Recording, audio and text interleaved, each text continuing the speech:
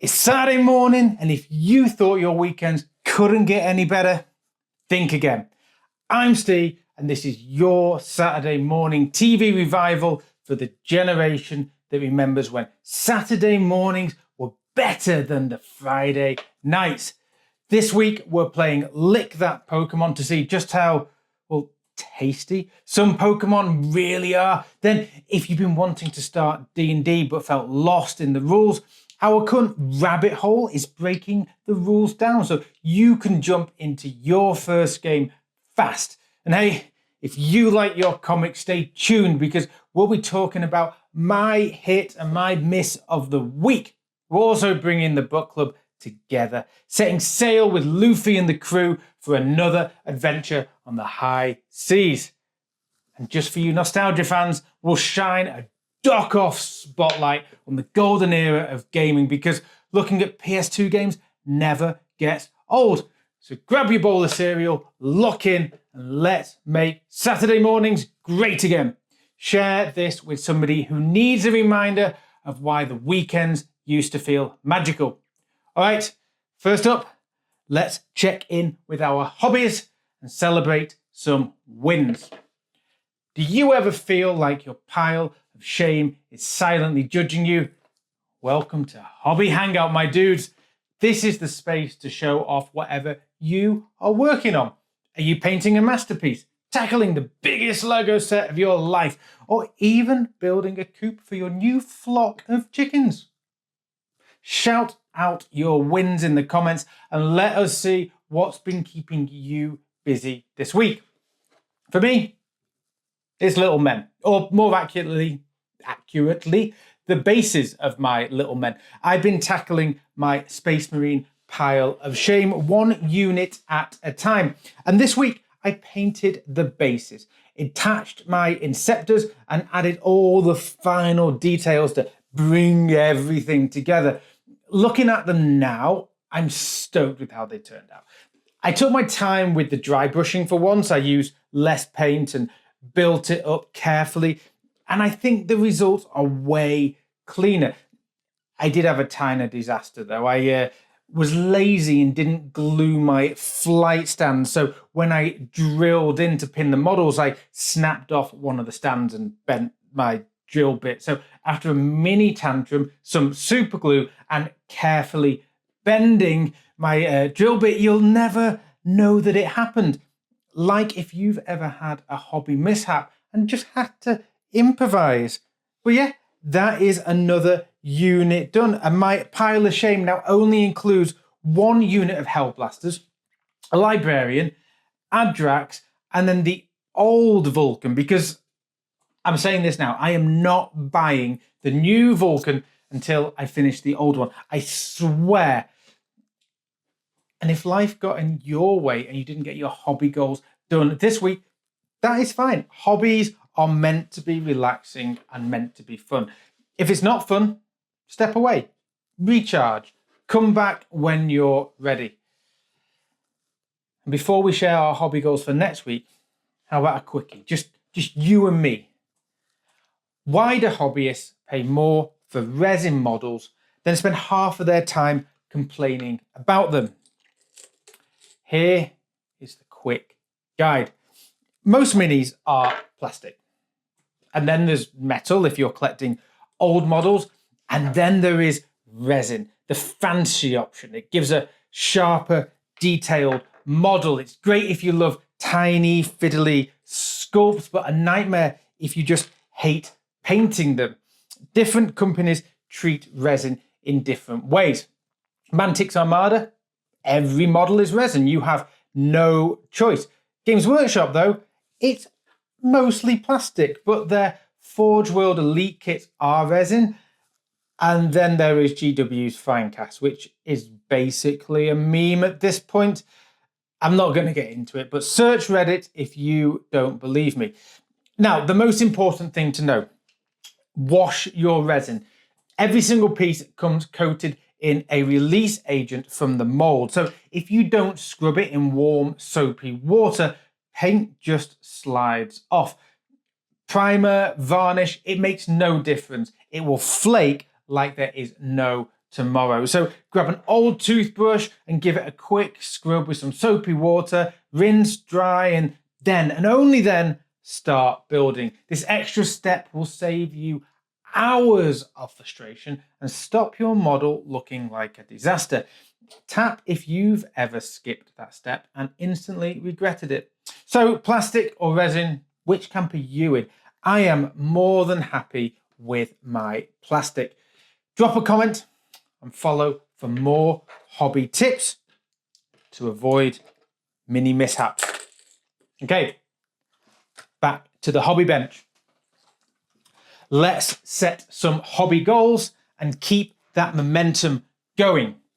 How many hobbies is too many? Because I might have officially crossed the line.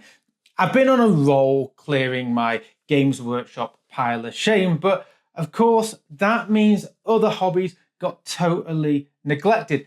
And that is just me all over. It's all or nothing, zero middle ground. So what hobby are you working on this week? And what is your goal? Drop a comment, I want to know. So, my houseplants have become a disaster. Cuttings need potting. I've got greenfly. My cacti have got mealybugs. And this one has a weird leaf disease. No idea what it is, but it's spreading to the plants that are next door to it. So my week now involves researching, trips to the garden centre, and convincing friends to adopt my extra cuttings. Because honestly, I could start a nursery with how many duplicates I have, but I can't seem to throw them out. I love my plants, but I am new to this world, so every disease feels like a mini crisis. This time though, I am going to try something new. I'm going to record a video and ask AI what is wrong with my plants. If AI can tell me how to rearrange the furniture in my room from a video clip, surely it can tell me how to provide CPR for my houseplants, right? Follow to see how I get on next week and drop your hobby goals in the comments. Okay. Trading cards on the table. It's time for the weirdest taste test around. This is the most cursed game show you never knew you needed. Welcome to Lick That Pokémon. The rules are simple. 2 booster packs go head to head. The winner is not about rarity, value, or playability. It's purely based on which card looks the most lickable. And don't pretend that is weird. You've seen a Dipplin. Tap like if you would lick that dragon apple. So today's showdown is Journey Together versus Surging Sparks. So first up, Journey Together. Let's see your tastiest cards. What have you got for me, Journey Together? It feels like ages since I opened Journey Together, so I actually can't recall what's in there, but nothing is super jumping out as massively tantalizing. I mean, Whale Lord would take forever. Right, on to the challenger, Surging Sparks. Oh man, if we pulled that Pikachu now, that would be a good day. Stumpfish. I'm not counting berries. It's got to be a Pokemon. Oh, I mean, cool card, but not counted. Right, let's see what the winner is going to be. Nothing really stood out for me while I was pulling through them. Whale Lord, you're just far too big. Lowtoad, I don't know. You're kind of the best of a bad bunch there, Lowtoad. Delmise, Rockruff. I mean, you're all kind of cute, but nothing's massively jumping out for me. Not the most lickable pack battle. Generically named Surfer, you are not being licked. Slackoff, maybe because he or she is so slow that they won't move away. Tandem mouse, my cats would like that one. All right, here's what I'm going with. These were not the greatest licks. I'm going to have to do some controversial licking here. Runner up, low toad. It's basically got a lily pad on its head. I feel like not the worst. Lives in water. Let's pick one from running water, not stagnant. But I'm going to pick the winner as slacker. Now, hear me out. Might not be the tastiest lick. Might not be the cleanest lick. But it's not really going to attack me. And if I wanted to get a good lick in, it's not going to move away fast. So I could, in theory, lick till my heart's content. So if I did want to lick a slacker, I could lick this all I want. So you know what that means? Surging Sparks, you are today's winner. Drop a comment if you want a Lick That Pokemon pack battle with me in a future episode, and we will get it sorted. So, did I crown the right card the winner today? Or would you have licked otherwise? Comment with your pick and follow for more pack battles on next week's edition of Lick That Pokemon. Right, get your dice at the ready. Grab a seat around the table because we are continuing down the rabbit hole of D&D rules. Let's be honest, Dungeons and Dragons is not about storytelling. It's about throwing shiny dice across the table like you're in the 1920s casino and hoping the math gods are kind. All right, okay, so it's kind of about storytelling. But the dice, that is what makes the storytelling exciting. Those moments when you find out if you slay the dragon or if you barely make it to the outhouse after a long night on the tavern in time, they are the best moments. Give this video a like if you've ever had a single dice roll completely ruin your plan or save it at the last minute, because it happens. The most common dice roll in D&D is the D20 ability check. The Dungeon Master will decide how difficult the task at hand is and gives it more or less a number from 1 to 20 in their own head. So it might be a 10 if it's easy, 15 if it's a bit tricky, 20 if it's almost impossible. And that is called the difficulty class. You roll a 20-sided dice and you try and basically beat that number to succeed. But you do get to add to the dice roll if you are great at that ability, or you take it away from that dice roll if you suck, and that is called your ability modifier.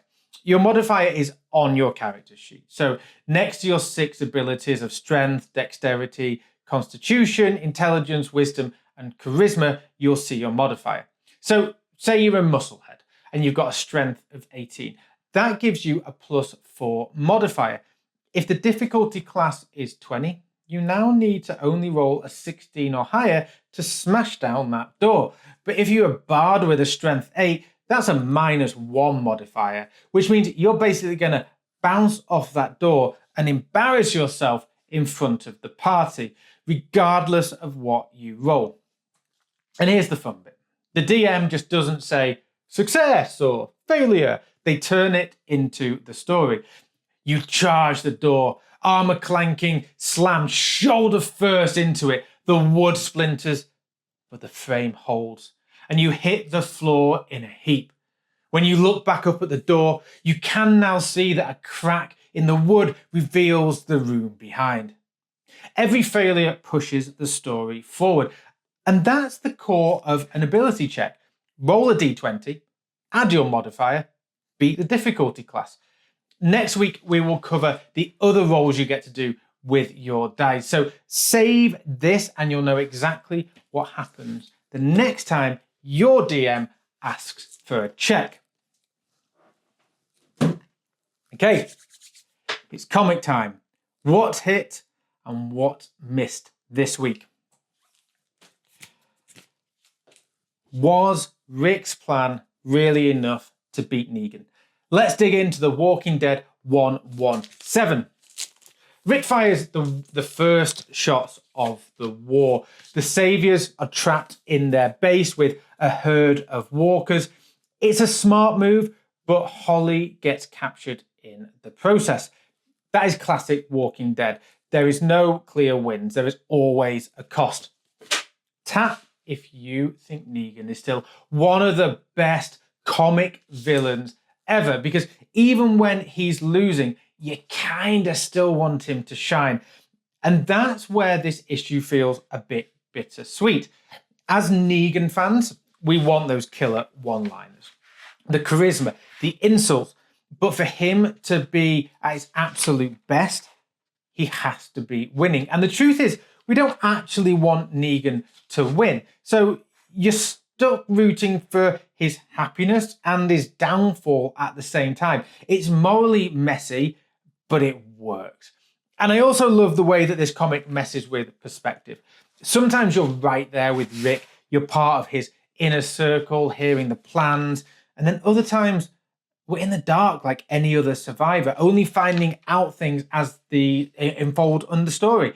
It makes you feel like you're living with the group, not just watching them from the outside.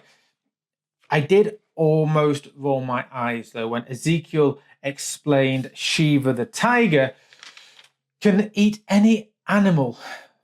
Can eat any walker. Any animal can eat any walker without turning. And I thought that felt a bit lazy as part of the storytelling, but thinking about it, I think that's exactly how a survivor would experience it. You wouldn't know the science behind it. You'd just have to accept that reality and move on.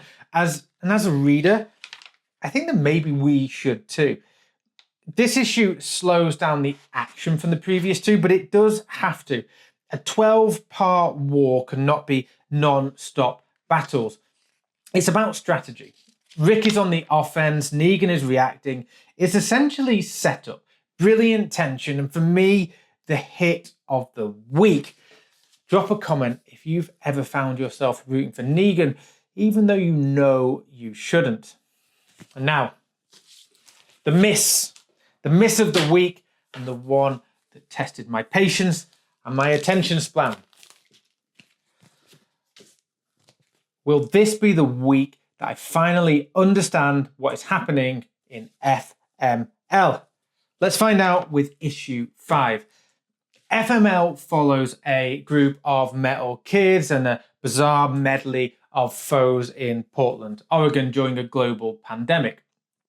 Right off the bat, this issue does something that I just don't really like in comics. It tries to give recaps through footnotes and editor notes instead of incorporating it into the story. But we're only on issue 5, so it's not like I had a lot to remember to begin with. Also, the text is tiny and the speech bubbles are stuffed with words. It feels overwritten, and comic writing for me is at its best when every word counts. This just made it feel like a chore to read. Comment with a comic that you've got through, but you found it so hard to try and just power through it, because trust me, you are not alone in that. After a few issues, so 4 issues so far, it's clear this isn't a story about metal kids or the occult. It's a metaphor for mental health.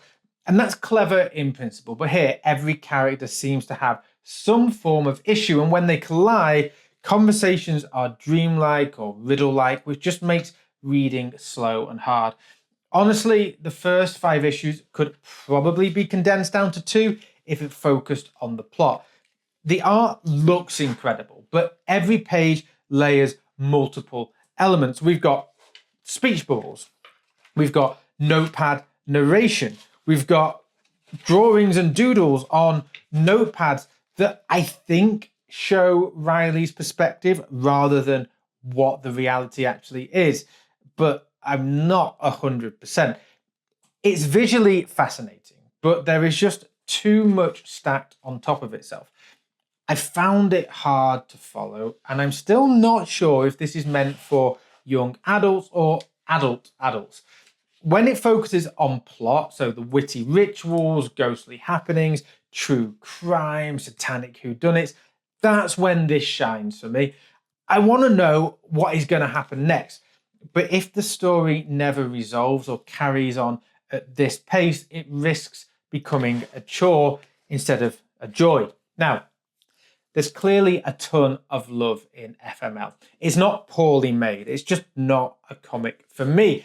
It is still one of the best looking comics out there, but for me, it is my miss of the week.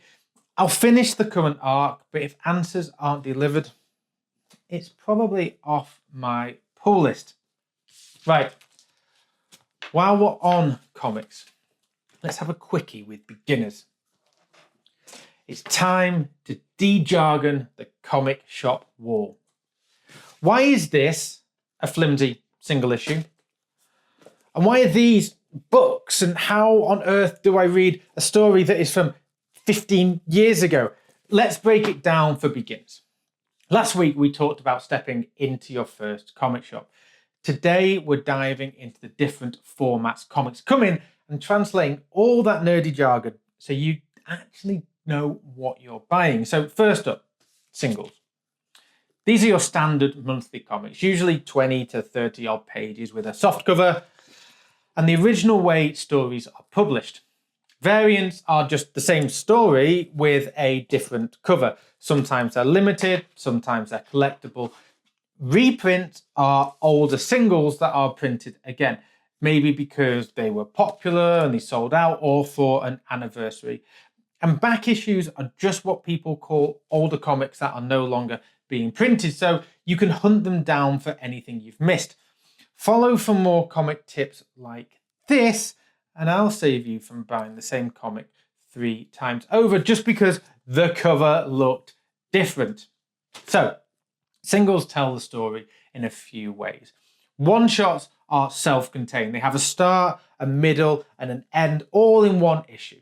A limited series has a set number of issues to tell a complete story, and then an ongoing series like The Walking Dead keeps going indefinitely until the publisher or the author ends them. Arcs are like a season of a TV show, a chunk of a story told across multiple singles, and that may end an entire story or just be part of a bigger saga. And then once an arc is done, the singles are usually collected into a trade paperback, basically the comic book version of a box set. They're cheaper than buying each single individually and can make reading a little bit easier. Omnibuses and compendiums are bigger deluxe editions, often bundling multiple trade paperbacks together and sometimes including bonus content like art or commentary. There is no real set definition for those, so they can vary a lot from one edition to the next. And then there's graphic novels, which again, people argue over and there is no true definition. My personal definition of a graphic novel: they're standalone stories written and designed to be read as a single book and not serialized in singles. They often have a complete beginning, middle, and end in one book. So knowing these terms, singles, variants, trade, omnibuses, arcs, graphic novels, it will mean you won't accidentally buy the same story twice. Now, when you see a comic in a comic shop, you'll actually know what you're holding. And while we're in the comic shop, let's hoist the sails, book club crew. We're docking in for one last stop in Syrup Village. Is Luffy gonna make the cat purr, or is the cat gonna swipe back? This is the end of the Syrup Village arc in One Piece. Let's break it down. Something I love. Every volume has a recap page at the beginning. Every character is listed, and it includes Shanks every single time, even though we barely see him. It's like Oda is basically yelling, "Don't forget this guy, he is important," and I cannot wait to find out why. But under the goofy art of One Piece, this story is incredibly violent. This arc ends with pirates literally trying to kill kids. Strip away the cartoony designs and it basically is a horror movie. And I would actually love to see a grim, fan-made, dark horror take on One Piece. And if you've ever come across that, drop it in the comments because I really want to see that. Tap if you agree, though, that Luffy's fights are better when he looks outmatched. Buggy's powers were flashier, but this fight with Kuro had way more tension. It felt like a Rick and Negan fight in The Walking Dead. You know the hero is ultimately going to win, but in the moment, winning feels unwinnable. And a couple of random thoughts I had throughout this. Are Kuro's claws real? Are they a glove? Does he have powers? Like Butchie, the cat guy, is he supernatural or just a big furry? I can't always tell who's got devil fruit powers and who just has some kind of weird abstract human abilities. And then there's that hypnotist who accidentally hypnotizes himself. And I think that tiny gag, it lasted for one panel. That cracked me up. Usopp, though, I started out hating him. But by the end, I did kind of warm to him, almost love him. His whole pirates are coming thing wasn't out of fear. It was out of hope. And I won't spoil it, but that will explain, it makes sense when you read it. And even at the end, when he lies once again, you realize that he's always lied to protect his village. And that completely flipped Usopp for me. And then also, I have an issue. The going merry, or the merry-go, as it is called in this volume. Is that just another translation mess? Because that really baffled me. Because I thought merry-go was a play on merry-go-round, but quite clearly not. But this is where the Straw Hats really set sail. I know some fans dislike this arc, but I don't get it. It's darker, the stakes are higher, and it highlights where the crew work well together and where they don't.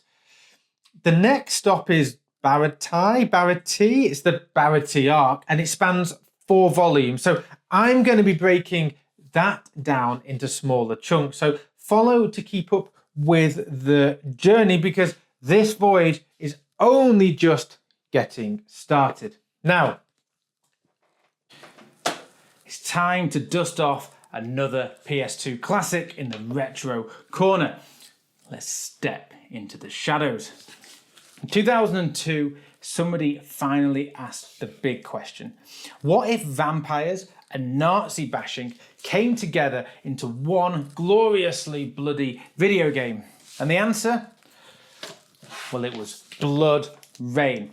I was flicking through the August 2002 edition of the official PlayStation 2 magazine once again, and there's a preview called Vamp It Up. It pitches an upcoming Blood Rain as a fast-paced, ultra-violent action game set in the 1930s. Nazis dabbling in occult forces, mutant monsters, and a heroine who is half human and half vampire. Very B-movie, very early 2000s. Follow if you missed the days when so many games promised buckets of gore and a heavy metal soundtrack.